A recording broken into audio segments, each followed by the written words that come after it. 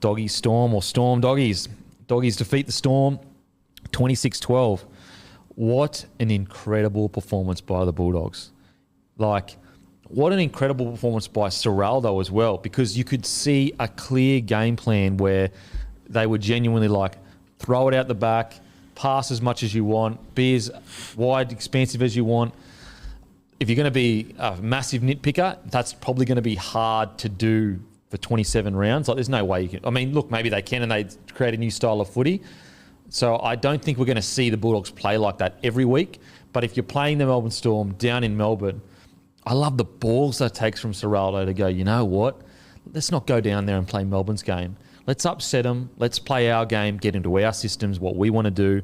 And they delivered and nailed it. Absolutely nailed it. The Bulldogs looked phenomenal. And I think with everything else that's happened this weekend, it's going to get lost in the noise. The Bulldogs, who finished 12th last year, went down to Melbourne and touched the Melbourne Storm up. That's incredible. Incredible. After this game, I sat there and I thought, there's always one of these games in round two. There's always a bounce back team that looks dreadful in round one, always bounce back, but I did not expect it to be Canterbury. In Melbourne.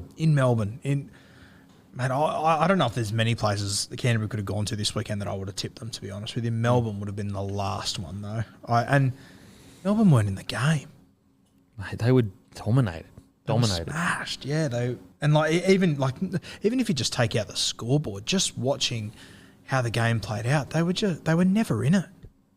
I would argue Canterbury got unlucky on a few occasions. Yeah, well, I mean, Craig Bellamy literally said we could have been down by nearly 40 or something at half time. They deserve to be, I think. Yeah. It was incredible by the Dogs. And again, the Balls, rookie coach, lost round one, looks no good. Comes in round two, says, you know what, we can play it safe here and lose 16-12 and everyone will go, yeah, well done, 16-12, we'll cop that. He says, nah, I'm going for the Chockies, and nails it. And mate, I think, obviously Hopgood was my pick, but I reckon Timmy's nailed a bit of gold here in Jacob Preston. He looks unreal. He does look unreal. What do you reckon of the Bulldogs, Timmy? He's a goer, old Presto, isn't he? What you said, Kempy, the expansive footy that they played, I just did not expect that. I expected they could bounce back and play some decent footy, but the manner in which they did it, there's this new era for the Dogs, and a new era in one sense, but I think other people think, we want this, the Dogs of war mentality, that tough attitude, let's belt them through the middle, all that. Again, that would have been playing into Melbourne's hands. That's what they wanted early on in the season down in Melbourne. And Ciraldo goes, no, let's play expansive footy. Let's outdo them. It was so impressive to watch. What a turnaround in the space of 1 week. Wow, crazy turnaround. All the negativity around them last week from what was a horrible performance. We did sort of say, though, everything that could go wrong in round one did. We were willing to maybe put a red line through it, but for them to dish out what they did on the weekend, oh my goodness. Alamotti coming into his own, rookie, second game, 190 metres, 89 post contact, 3 tackle breaks, 13 tackles. That's against the Melbourne Storm. Mate, the thing that stood out for me was that, they went to Melbourne, they won. Matt Burton didn't have a try assist, line break assist, nothing, which to me says they're not solely reliant on Matty Burton. Whereas last year, if they were ever going to do anything, it was through Matt Burton and Matt Burton only. That was the best thing, wasn't it, Guru? That all the talk of the preseason was left edge, Burton, kick out, Fox. It was the right edge doing the damage. Yeah. Flano had some nice moments. I thought Flano had one of his better games for a while. He was good. Kraz was unbelievable. Preston scored that nice try. The right edge was awesome. And that, how pleasing would that have been for Ciraldo? Oh, massively. Averillo, I thought had one of his better games in his career. Kraz had a career best game. He was phenomenal. Check these stats. 24 runs, 2 tries, 235 run metres, 74 post contact, 10 tackle breaks, 2 line breaks, a line break assist, 5 offloads, 8 tackles, 0 misses against the Melbourne Storm in Melbourne. Yeah. And in hindsight, looking back to last week, he played 70 minutes, he ran for 155 metres, had 5 tackle breaks, and he had 5 offloads. But I think we sort of skimmed over it a little bit just because they were so poor. Yeah. Karaz was outstanding. I thought Hayes Perham was better for sure. I'm still a bit unsure about his ball playing, but his ball running, definitely better. Alamotti, great game in his second match. Max King was monumental up the front. He was huge. And yeah, Jacob Preston.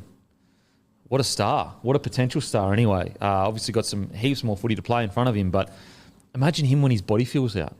Imagine on the edge there, that tall, rangy, and he puts on an extra 4 or 5 kilos. He's going to be a nightmare. He mine's a little bit like, not as rangy as Sean Lane, but a little bit like that mould, a good line runner. Yeah. More agile than you think he's going to be, stronger than you think he's going to be. Yeah, I'm a potential future star. Like, again, a long way from that.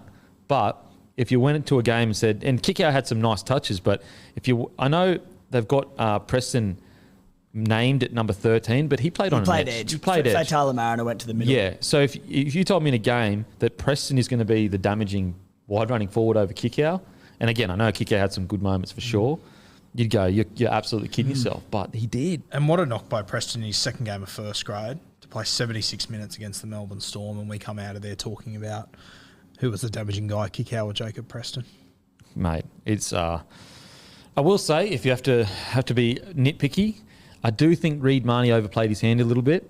Made quite a few errors where he made 3 errors. He's just got to find that balance, because like it worked for him against Manly where he was like really dominant, all that kind of stuff. He's just got to find, and he because he's so competitive, he just gets in that flow. I do think sometimes he just needs to be like, you know what, let's take a step back, let my halves do the work, and then pick his moments. But I'm being super nitpicky here. I don't think it's an issue at all. And I mean, to be fair, if he would have done that the week before, Canterbury would have been lucky to get to 0. So, it'll take time, as it always will. Yeah, new hooker and halves and what, they haven't played together, but so many positive signs for Canterbury. I know you already mentioned him, mate, but I thought Averillo was sensational in this. So good. The hands he's got and everything, and I'm sure we'll talk about his try he scored. I think that probably said more about Melbourne than Canterbury, but geez, I was glad that he got it because he deserved it. Yep. It was interesting with Carl Oluwapu speaking about if he does get his opportunity in first grade this year. Obviously, Flano's done enough to certainly keep his job for another week at least. But the Doggies New South Wales Cup, they sent him out there. Our reservation was that if he does play NRL, is that him and Birdo are both 5'8". They're ball running players, so who's going to organise and get that side around? They sent him out with the instructions, mate, play as a 7 and organise this team. So they're trying to build him into that. So they did do that? Yeah. Okay, that's interesting. They won 34-4. He didn't star by any means or anything, but I think the point was... Well, if you're a 7 and you win 34-4, you've done your job. We know you're strong. We know you're quick. We know you'll score tries. Get this team around the park. Did the vast majority of the kicking, had a couple of forced dropouts. I think it's also worth noting they took him to Melbourne for the week with the first grade team, sent him back down to play cup. That's interesting. Wow. So, it explains why Flano had such a good game. He felt the pressure. And good luck to him. His job's on the line, and he stood up. He definitely did. It's also interesting, they had Jaden Ockenbaugh. He came off the bench for Canterbury, and that was Saturday night. They sent him straight on a plane back to Sydney to play reserve grade the next day too. So great stuff from Doggies. What an incredible win. So good. Now, onto the Storm, who lose Nelson Asafa-Solomona. If you thought it couldn't get worse, Nelson goes down for 6 to 8 weeks. They're absolutely in the middle of an injury crisis. So it's hard to put the boot in, but with the standards they've set themselves for the last 20 years, that was not the Melbourne Storm that we know. An injury crisis hadn't impacted them in the past, has it? They found a way. Yeah. Always found a way. If you're going to beat them, you're going to earn it. They're taking blood before you beat them down in Melbourne. Little bit concerning Melbourne Storm at the moment, and they always prove us wrong, but we were right about them last year. We were a bit worried about their depth. That came to be true. I'm a bit worried about them this year. I really am. And I mean, to Storm standards. Yeah. And I mean, I thought Eli Katoa was sensational on the weekend. I thought Trent Lui was really good. So replacing Nas, I don't know who they get heaps more out of all of a sudden, if you know what I mean. Like, if they weren't already getting the best out of Katoa, I'd be like, okay, maybe he can step up there. But it's going to be a very interesting few weeks. You obviously got Christian Welsh. He's played 62 minutes on the weekend. He looked good. He's still coming back from injury, though. You don't want to overdo him with an Origin series around the corner. Very interesting. He nearly missed 50 tackles, 49 missed tackles. Never see that at the Storm. And if you want it to be summed up in a moment, it's the Averillo try for me. It's a very un-Melbourne play. It was And that was Nas, Soft Solomona, who let that in. It was an absolute shocker. Now, if we can look past that, like, what do we say?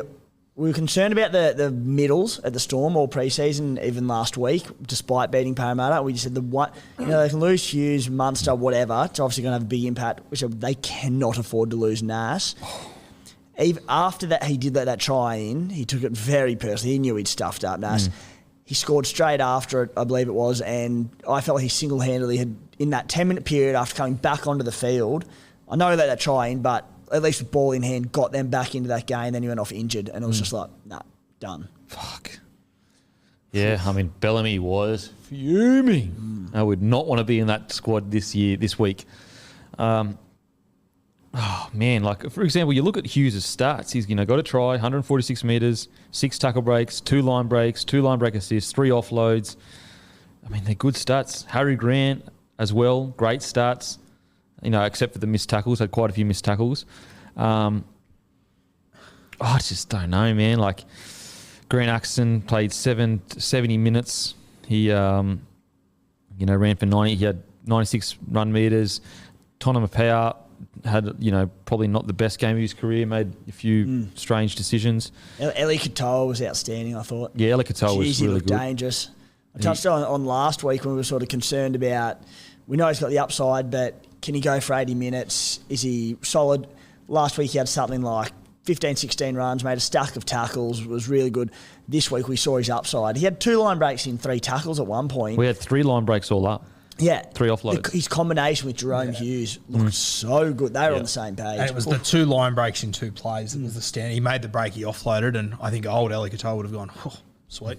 I'm going to this game. Yep. No, he went the next set, he went straight through again. So that's a massive positive that we're seeing Eli Katoa head towards his crazy potential.